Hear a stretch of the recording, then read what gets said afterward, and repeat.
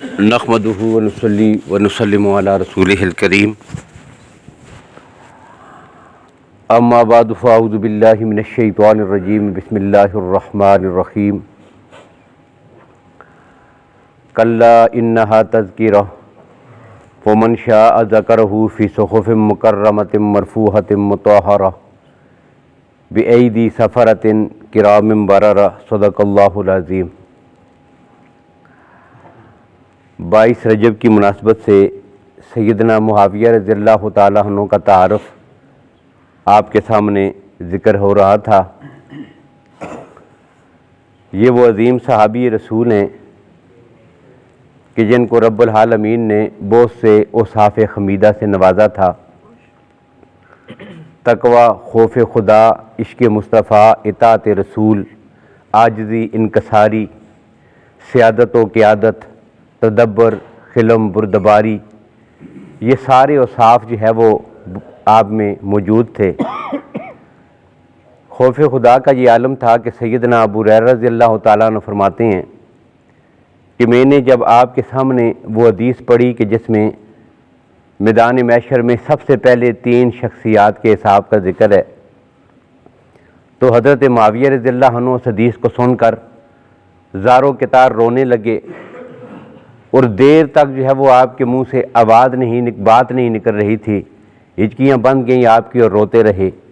یہ آپ کے خوف خدا کا عالم ہے، اور اطاعت مصطفیٰ کا یہ عالم ہے کہ مشکات شریف میں ہے حضرت سلیم ابن عامر رضی اللہ تعالیٰ عنہ کی روایت کہ آپ کے دور خلافت میں آپ نے رومیوں کے ساتھ ایک معاہدہ کیا ہوا تھا کہ ہم نے اتنے عرصے تک آپس میں جنگ نہیں کرنی، صلح کا معاہدہ ہے۔ اب ان کے ذہن میں ایک بات آئی کہ جیسے ہی مدت معاہدہ ختم ہوگی میں ان پہ اچانک حملہ کروں گا۔ اب انہوں نے کیا کیا کہ پہلے سے تیاری کر کے رکھ لی، اور جیسے ہی ان کے سرحد کے بالکل قریب پہنچے ہوئے تھے، رات کو معاہدہ ختم ہوا تو آپ نے اچانک حملہ کر دیا۔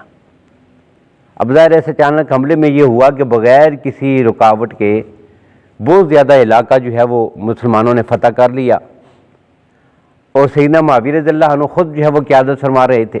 اب پھر کیا ہوا کہ اسی حدیث میں ہے کہ اچانک ایک صحابی حضرت عمر ابن حفصہ رضی اللہ تعالیٰ عنہ وہ دور سے جو ہے وہ اپنے گھوڑے پر سوار لشکر کی طرف آ رہے تھے۔ جب سب نے دیکھا کہ ایک آدمی سوار آ رہا ہے اور بڑی تیزی کے ساتھ، خدا خیر کرے کون سی خبر ہے اس کے پاس، جب وہ قریب آئے تو پوچھا گیا کہ کیا مسئلہ ہے، تو انہوں نے نبی اکرم صلی اللہ علیہ وسلم کی ایک حدیث سنائی۔ حدیث کیا ہے؟ اللہ کے نبی صلی اللہ علیہ وسلم نے فرمایا کہ جب ایک آدمی کسی کے ساتھ معاہدہ کرے، ایک ملک دوسرے ملک کے ساتھ معاہدہ کرے، ایک قوم دوسری قوم کے ساتھ معاہدہ کرے، تو معاہدے کی مدت ختم ہونے کے بعد جب تک آپ اس کو پہلے سے اطلاع نہ دیں آپ ان کے خلاف حملہ نہ کریں۔ اب یہ جو حملہ تھا یہ کیا تھا؟ یہ نبی اکرم صلی اللہ علیہ وسلم کے اس فرمان کے خلاف تھا۔ اب ظاہر سی بات ہے کیا کیا؟ جہاد کیا اللہ کی راہ میں، اللہ کی راہ میں جہاد کیا ہے، زمین فتح کی ہے، اسلام کی سلطنت میں اضافہ ہوا ہے۔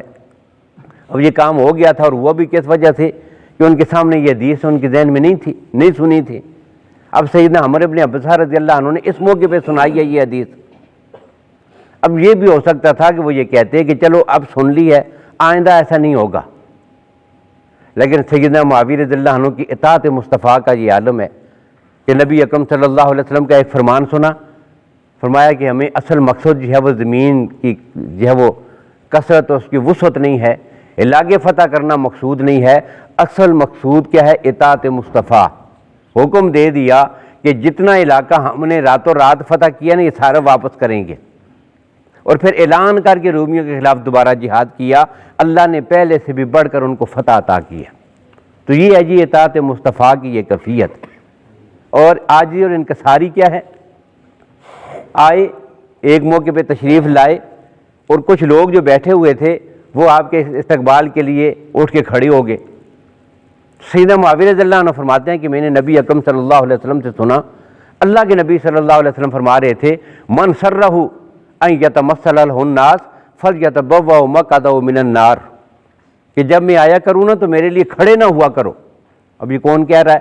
22,64 لاکھ مربع میل آدھی دنیا پر جس کا اقتدار اور حکومت ہے، وہ شخص اپنی رعایا کے لوگوں کو کہتا ہے کہ جب میں آؤں تو آپ نے میرے لیے کھڑے نہیں ہونا ہے۔ کیوں؟ میں نے اللہ کے نبی صلی اللہ علیہ وسلم سے سنا کہ جو آدمی اس بات پر خوش ہو کہ وہ آئے اور لوگ اس کے لیے استقبال کے لیے کھڑے ہو جائیں، اس کی واہ واہ ہو، اس آدمی کو چاہیے فَلْيَتَبَوَّأْ مَقْعَدَهُ مِنَ النَّارِ، اپنا ٹھکانہ جہنم میں تلاش کر لے۔ اس عمل کی وجہ سے اللہ اس کو جہنمی بنا دیتے ہیں، یہ تکبر ہے، اس سے بچنا ہے۔ تو یہ ان کی عاجزی اور انکساری کا یہ عالم تھا۔ اور عبادت خدا بندی کا کیا عالم تھا؟ مولانا روم رحمہ اللہ نے اپنی مثنوی میں فارسی میں ایک واقعہ لکھا ہے ان کا، کہ ان کا دور ہے اور سیدنا معاویہ رضی اللہ عنہ روزانہ رات کو تہجد کی نماز کے لیے جاگتے تھے۔ اب اچانک کیا ہوا کہ تہجد کی نماز کے لیے نہ جاگ سکے۔ اب جب اذان ہوگی تو تب آپ بیدار ہوئے۔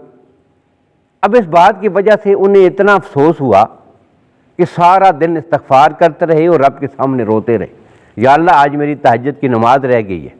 اب ظاہر بات ہے یہ تہجد کی نماز فرض نہیں ہے سب کے لیے، اب تہجد کی نماز ان کی رہ گئی اور اس پر اتنا روئے رب کے سامنے۔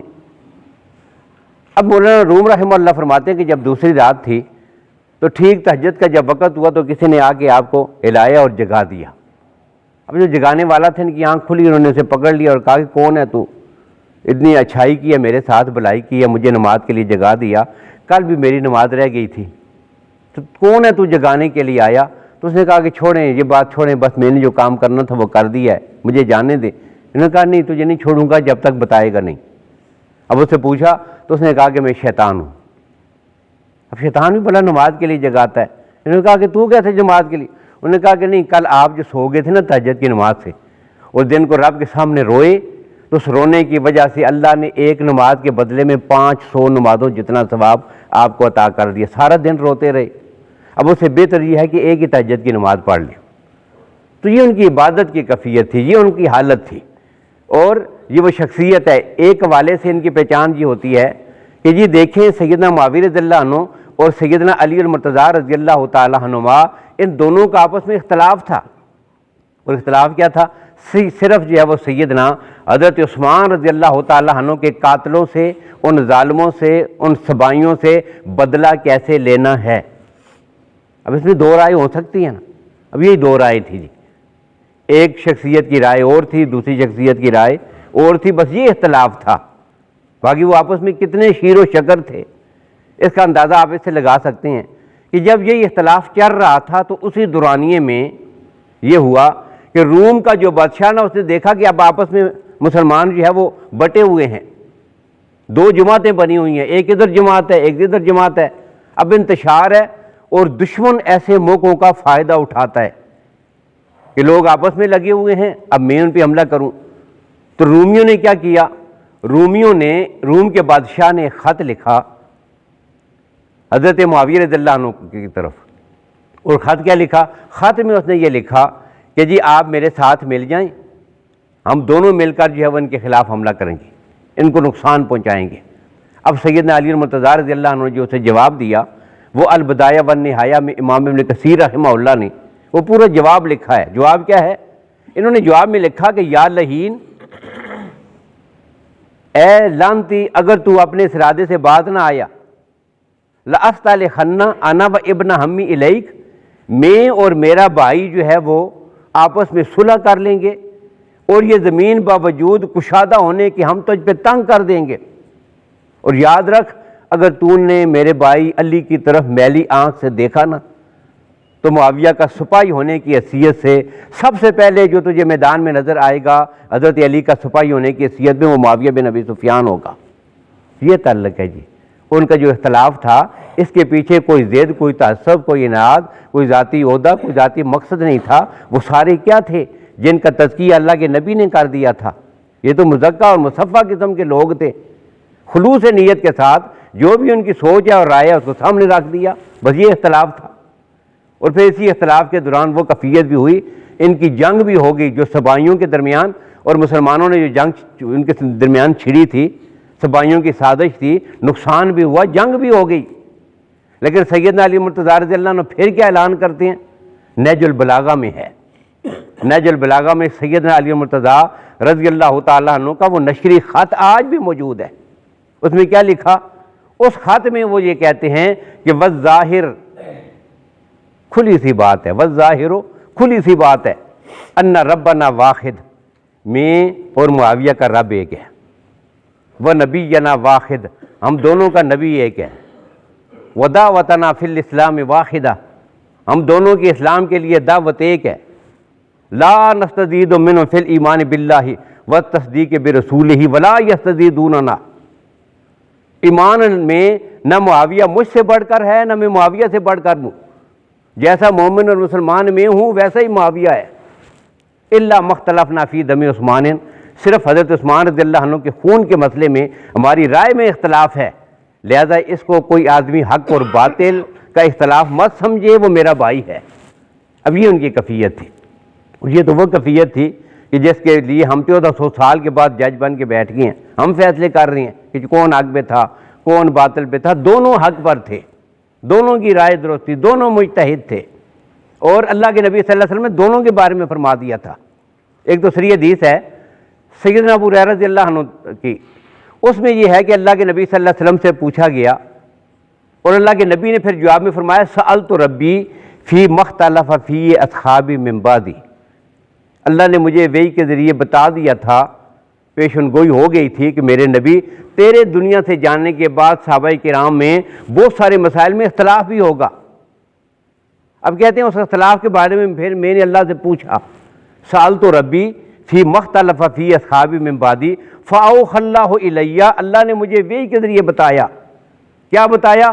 ان اصحابک ہندی بمنزلۃ النجوم فی السماء، کہ تیرے جو صحابہ ہیں نا ان کی حیثیت بالکل میرے نزدیک ایسے ہی ہے جس طرح آسمان کے چمکتے ہوئے ستارے ہیں، اضوح من بعض، کچھ زیادہ روشن نظر آتے ہیں کچھ زیادہ کم ہوتے ہیں، کچھ چھوٹے ہیں کوئی بڑے ہیں، ان کے بھی درجات ہیں، کوئی چھوٹے ہیں کوئی بڑے ہیں، لیکن وَلِكُلٍّ نُورٌ، کوئی ستارہ کالا نہیں ہوتا، سب کے سب روشن ہوتے ہیں، جس طرح سارے ستارے روشن ہیں اسی طرح آسمان نے رشد و ہدایت کے یہ سارے ستارے تیرے صحابہ سارے روشن ہیں، اس لیے جو ان میں سے کسی کی بات پہ بھی چل نکلے گا نا وہ گمراہی کے راستے پر نہیں، وہ صراط مستقیم پر ہے، ان کی رائے گمراہی نہیں، یہ صراط مستقیم ہے۔ اب یہ تو سارے صحابہ کے لیے تھا، اور ایک حدیث میں ہے ابن عباس رضی اللہ تعالیٰ عنہ کی روایت ہے اور ابن اساکر نے اس کو نقل کیا، روایت کیا ہے کہ اللہ کے نبی صلی اللہ علیہ وسلم تشریف فرما تھے اور اسی محفل میں سیدنا صدیق اکبر بھی ہیں، سیدنا فاروق اعظم بھی ہیں، حضرت عثمان رضی اللہ تعالیٰ عنہ بھی ہیں، دیگر صحابہ کرام بھی بیٹھے ہوئے ہیں، سیدنا حضرت معاویہ رضی اللہ عنہ وہ بھی سامنے بیٹھے ہوئے ہیں، اللہ کے نبی تشریف فرمائے، کوئی گفتگو ہو رہی ہے، اچانک کیا ہوا؟ اذ اقبل علی، اچانک باہر سے حضرت علی تشریف لائے، سیدنا علی المرتضیٰ رضی اللہ عنہ جو پہلے اس محفل میں موجود نہیں تھے وہ باہر سے تشریف لائے۔ اب جیسے ہی اللہ کے نبی نے ان کو آتے ہوئے دیکھا نا، اللہ کے نبی ہیں، اللہ نے ساری باتیں وحی کے ذریعے پہلے بتائی ہوئی تھیں کہ یہ حالات آنے ہیں، اب کیا ہوا؟ اب جب وہ باہر سے تشریف لائے تو اللہ کے نبی حضرت معاویہ سے پوچھتے ہیں، وہ جو آدمی آ رہا ہے نا اتحب علی، معاویہ سے محبت کرتے ہو؟ یہ آدمی اچھا لگتا ہے تمہیں؟ کوئی تعلق ہے نا اس سے؟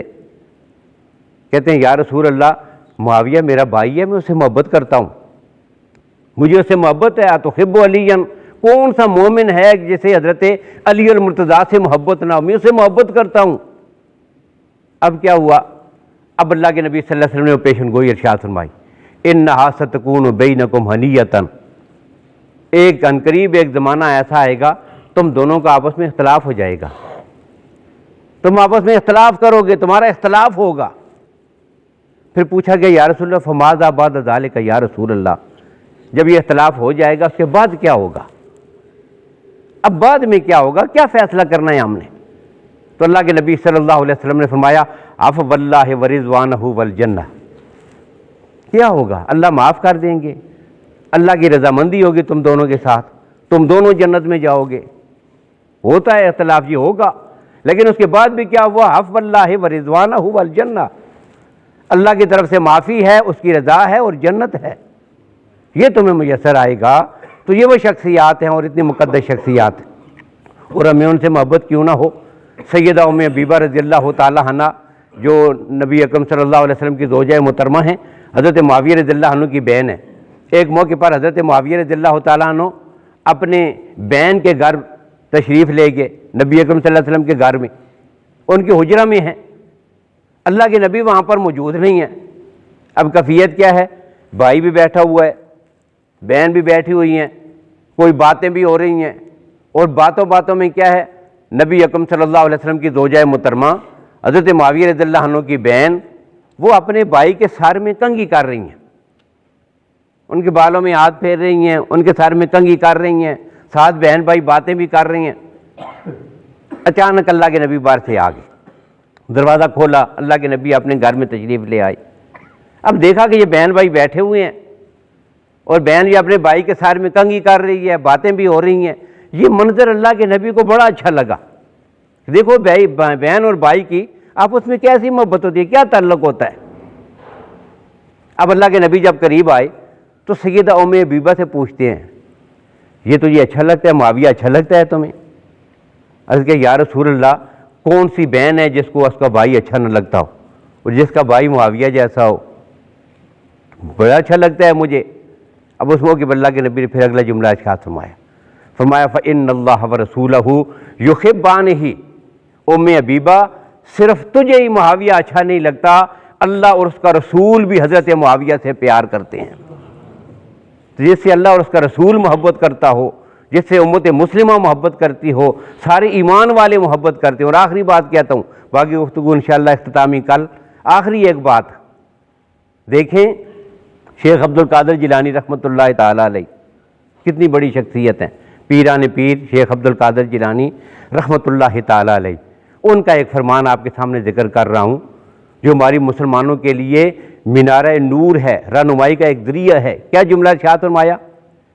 وہ حضرت معاویہ رضی اللہ عنہ کے بارے میں ایک جملہ کہتے ہیں در راہ گزرے حضرت معاویہ می نشینم و گرد سم اسپ من جناب بر من افتد باعث نجات می شناسم۔ یہ فارسی میں انہوں نے لکھا۔ کہتے ہیں کہ لوگوں، مجھے پتہ چلے کہ آج اس راستے سے معاویہ نے گزرنا ہے۔ بہت بڑی بات کہی ہے۔ صرف ایک بات کو آپ سمجھ جائیں نا، صرف ایک جملے کو، حضرت شیخ عبد القادر جیلانی رحمہ اللہ کا صرف ایک جملہ اور یہ بات آپ سمجھ جائیں تو باقی کسی دلیل اور گفتگو کی ضرورت نہیں، پتہ چل جائے گا کہ حضرت معاویہ کا مقام کیا ہے۔ کہتے ہیں مجھے پتہ چلے، اتنی بڑی شخصیت شیخ عبد القادر جیلانی کہتے ہیں مجھے پتہ چلے کہ آج اس راستے سے حضرت معاویہ نے گزرنا ہے، پھر میں کیا کروں؟ میں جا کر اس راستے میں بیٹھ جاؤں۔ در راہ گزرے حضرت معاویہ، میں اس راستے میں جا می نشینم میں بیٹھ جاؤں۔ اور پھر اچانک حضرت معاویہ کی سواری آئی، آپ گھوڑے پہ سوار ہوں اور وہاں سے سواری گزرے۔ اب اس گھوڑے کے جو پاؤں ہیں نا، حضرت معاویہ کے پاؤں نہیں، گھوڑے کے جو پاؤں ہیں، اب ظاہر ہے اس کے گزرنے کی وجہ سے دھول اٹھے گی، گرد و غبار اڑے گا۔ کہتے ہیں تھوڑی سی دھول اٹھی، معاویہ کی سواری پاس سے گزر گئی۔ اب وہ جو مٹی اٹھ کے میرے جسم پہ پڑے گی نا، شیخ عبد القادر جیلانی یہ سمجھے گا کہ یہ مٹی کل قیامت کے دن اس کی نجات کے لیے کافی ہے۔ اب اندازہ کریں یہ کتنی بڑی شخصیت ہے، یہ کتنا بڑا انسان ہے، یہ کتنا عظیم شخص ہے، یہ میرے نبی کا صحابی ہے، یہ ان کا برادر نسبت ہے، یہ اتنی عظمت والے لوگ ہیں۔ تو یہ وہ شخصیت ہے۔ اللہ تعالیٰ میں تمام صحابہ کرام آل بیت اعظام کی سچی محبت اور عقیدت نصیب فرمائے۔